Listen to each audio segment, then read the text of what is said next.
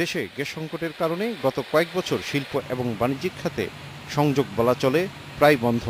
সবশেষ 2013 সালে 86টি শিল্প কারখানায় সংযোগ দেওয়া হয়েছিল। নীতি নির্ধারকরা জানিয়েছেন, শনিবার প্রধানমন্ত্রীর জ্বালানি উপদেষ্টার নেতৃত্বে গ্যাস সংযোগ সংক্রান্ত উচ্চ পর্যায়ের কমিটির বৈঠক হয়।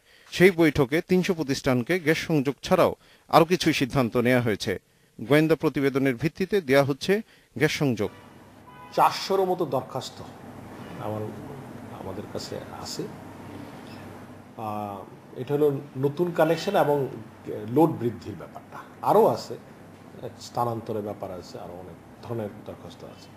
নীতি নির্ধারকরা বলছেন, আবেদনকারী অর্ধেক শিল্পের অস্তিত্ব খুঁজে পাওয়া যায়নি। গ্যাস সংযোগের জন্য সারা দেশে আবেদন করে 2300 কারখানার মালিক। রিপোর্টে আসছে কোনো অস্তিত্ব নাই। এই পরিমাণ তো প্রায় 50%-এর মতো বেশি, 50-60% হবে। এরকম হতে পারে যে অস্তিত্ব নাই, সেই যেখানে কোম্পানি ওপেন করেছে সেখানে হয়তো অফিস মুভ করে চলে গেছেন, অথবা ফ্যাক্টরি ওখানে নাই। পেট্রোবাংলার কর্মকর্তারা জানিয়েছেন, 300-র বেশি এই শিল্প কারখানার জন্য দৈনিক দরকার হবে 10 থেকে 12 কোটি ঘনফুট gas. Shahed Siddiqui, independent news, Dhaka.